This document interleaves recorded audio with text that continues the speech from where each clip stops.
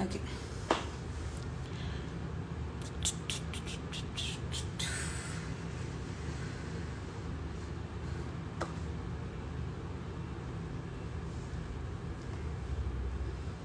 Hi guys. So, okay. Today I am speaking to someone who's really, really cool, who's been kind of a mentor to me over the lockdown now with, my journey with hydroponics. And he's super cool to talk to. Dr. Sairam Reddy, he's the Chief Scientific Officer at Urban Kisan. He has about 20 years of experience. He's a seed specialist, he's a molecular biologist, and he has several awards to his name. So I am super excited to be talking to him today. So let's bring him on and answer all our questions.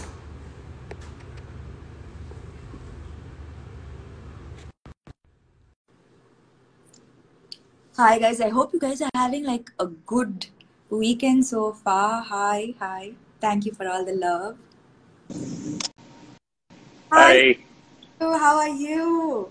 I'm fine, Samantha Garu. How about you?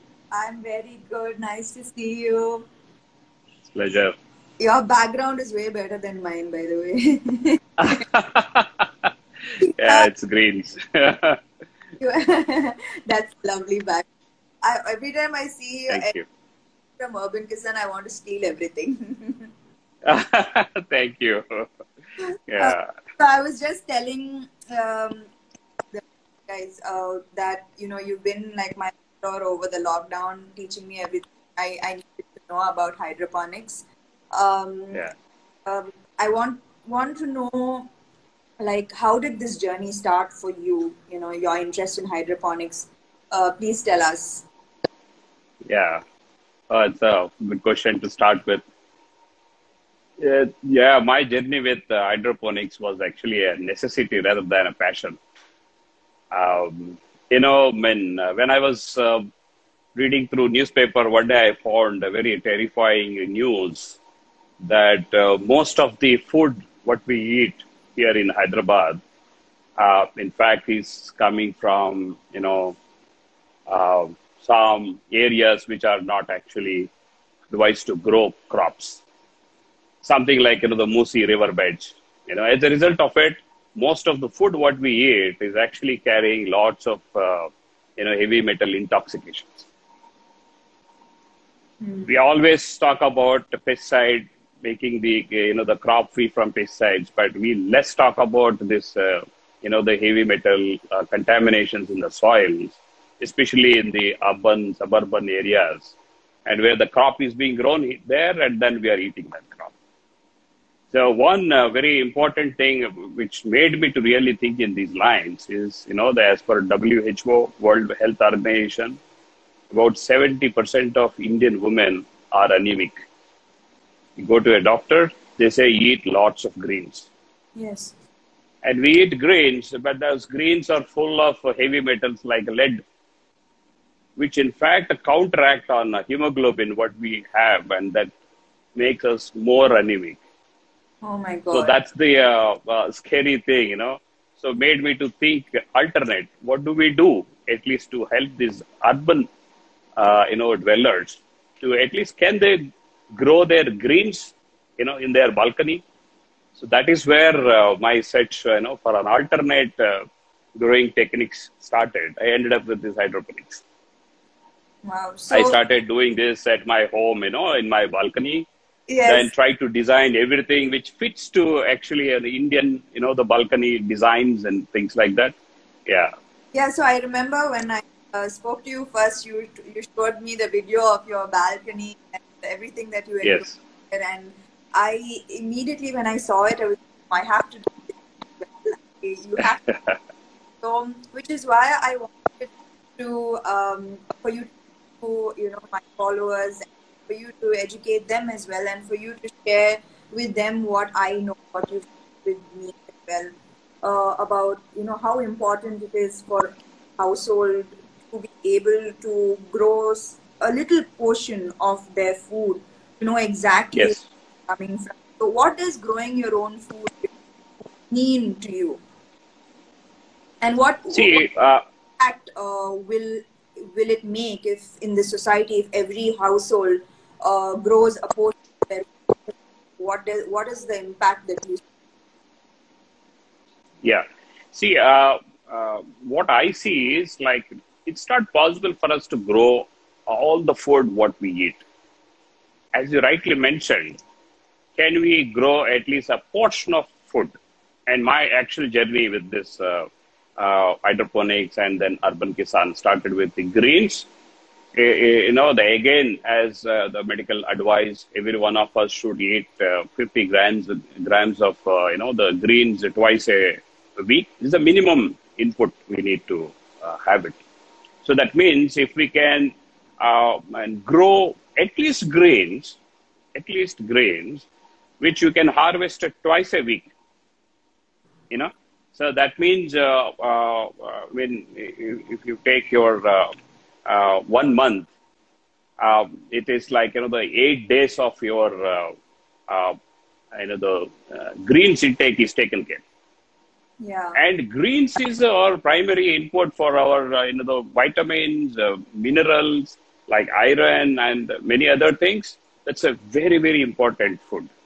So if every one of us can grow these greens at least, so that helps us to the infuse more amount of nutritive requirements, nutritive values to us. I'm not talking about calories, but I'm talking about other part of nutrition, especially vitamins and minerals. So, yeah, like, I've had this grow with me journey, and so Yeah, I was very, very happy that so many joined me on this journey. And through this journey, I understood the problems that many are facing, like with urban farming. It has to do with space, or there's not much space, which you really very helpfully mm, made the kick vertical, and that fit exactly. yeah. So that solved the problem with space, but also there's a problem when it comes to pests. How do they not lose their produce when with dealing with pests? Yeah, What? I should really compliment you for this initiative of Grow With Me. And as outside, I'm seeing the impact of it. Lots of people, you have a huge followers, and so many of them are into it, and they are trying to grow their food, at least some portion of it. And several of them are new initiatives of the growing food, and it's amazing, amazing. I mean, I should really compliment and appreciate you for that. Coming Thank to your question of the pest, yeah, since we are not protecting, the crop from anything, we are not building anything around that. They're just open for anything. So the pest is a common thing, that we cannot avoid getting it.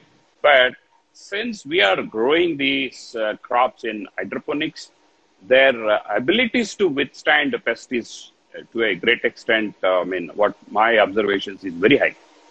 So you. they, to a great extent, they withstand. But that they still not, the insulated from pest. You still get pest. Yeah. So what I say is that it's very easy to avoid, provided you closely monitor them every day. Just have a look at those small cute babies, and if you find something, just you can hand pick, remove them, or just take soap water. Just spray soap water. That should take care. Or if there are any hard pests, neem oil should take care. Okay, So so this is the trick here is having, the close observation every day, detecting the pest early, at a very early age. what The pest. That's what is the dilution, sir, for this soap water and neem oil that you say? yeah. Soap water actually, if you have something like the liquid detergent, what we use in our domestic kitchens and other places. So for 1 liter, if you put 10 drops, that should be sufficient enough. Okay. If it is neem oil you get 300 ppm, 10,000 ppm like that. I would advise to go with the 300 ppm. That is more than sufficient. 5 ml of neem oil for 1 liter of water, and add 3 to 4 drops of liquid detergent again. Don't forget to add this liquid detergent to the neem oil. So that should take care. Caps instead of drops. Yes, yes. Everything here, what we advise here is very little care and little things and little inputs will make the big changes. Yes, thank you for that. So another, when hydroponics is relatively new to everyone's understanding, it was very, very new to my understanding as well. I remember asking you, my first question was, will I be getting the same nutrients that I am getting from, soil farming? Which is a very, very important question, because as we know, farming means soil. Suddenly, we very are right. that we don't need soil to grow these plants. But does that mean we are getting the same nutrients from these greens as we are getting from, soil farming? Yeah, so excellent question. This is the fundamental of the accepting this hydroponics. So what I would say is the plant has the ability to synthesize all the nutrition what we actually need. It does synthesize. It doesn't actually take from the soil. It does General not. perception is it doesn't take all those things from soil. It takes only minerals from soil. It doesn't take a vitamin. It doesn't take any of those nutritive requirements what we actually take, except minerals. Rest everything plant manufactures. Okay. Okay. So plant only take the basic minerals from the soil.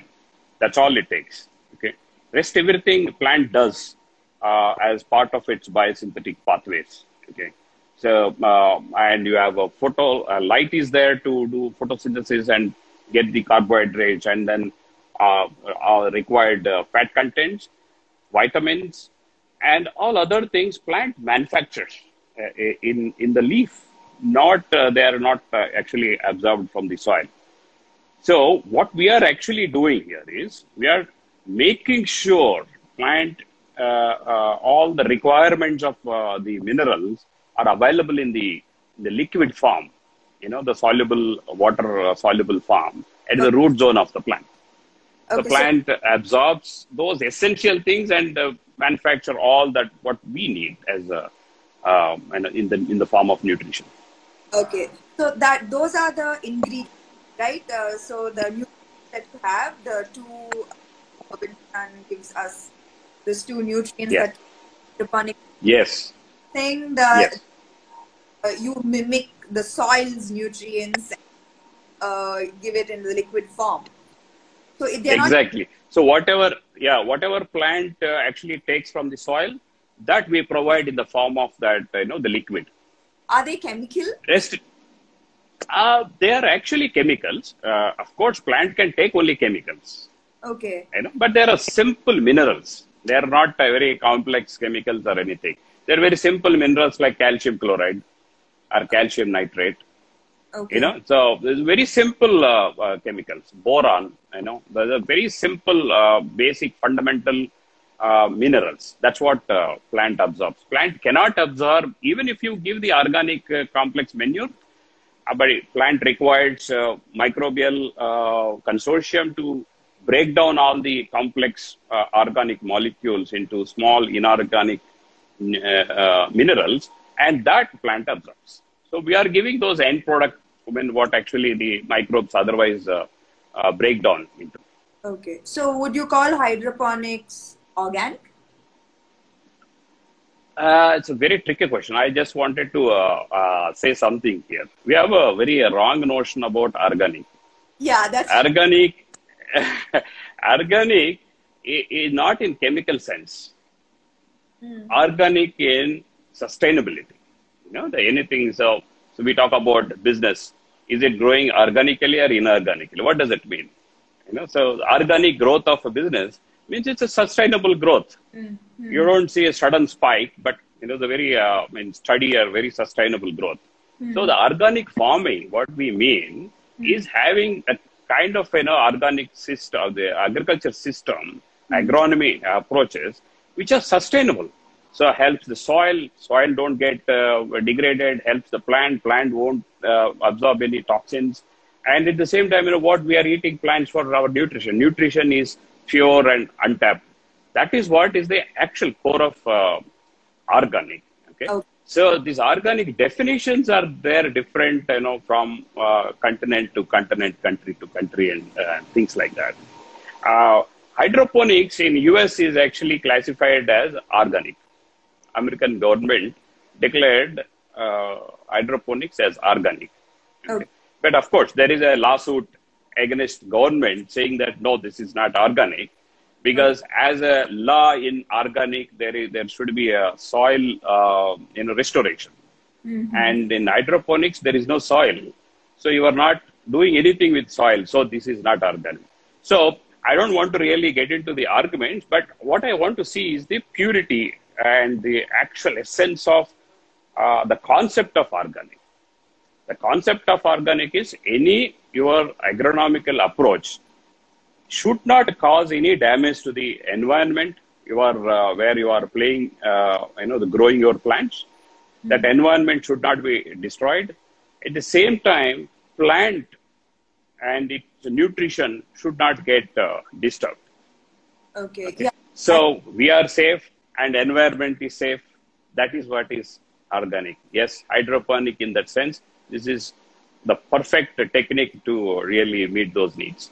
Yeah, I completely agree with you in that sense, because I can, with hydroponics, when you mention sustainability, right? Yeah.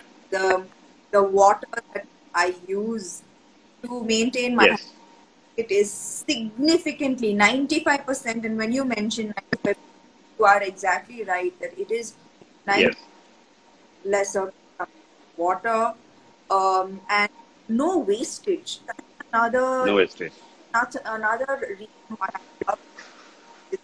When with soil farming, I have harvested a lot at the same time, and my family is just 2 people, so we don't need that much produce. But with hydroponics, I can just keep how much I day, and there's nothing that goes waste. Yeah. So for me, that concept of no wastage, lesser water, it comes, it just so makes me sold on this.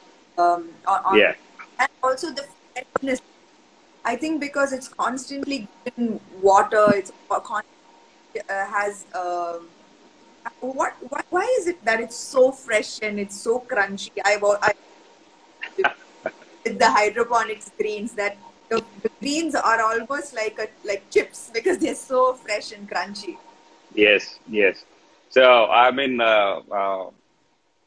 you are in that field, right? What you do to keep your glamour, you keep drinking water, right? So if we fall short of one glass water, and we see, the charm is gone. So our plants in hydroponics will never take that shock of the lack of water. So always they have sufficient water, and the cells are full of water. Their entire metabolic activities inside the cells is 100% accurate. No suffering, and they don't never get into the defense mechanisms, which is not required to the plant. So that's why they are very fresh and crunchy. Yeah. So I was just eating. We have a farm bowl. Yeah. New concept. So it's a big surprise to me that how fresh we can make the salad with these greens which are grown in hydroponics. Yeah, this is the way salad should taste, right? This Yes. is the things should taste, not like soggy and when Yeah. that's not salads That's should not. exactly how salads should be. So behind you, I see like greens, lots of Yeah. greens, beautiful greens. Apart from greens, would you be also are you trying to grow more vegetables Yeah. other than Yeah. green? So, yes, actually, as I mentioned you, I started this entire journey with greens.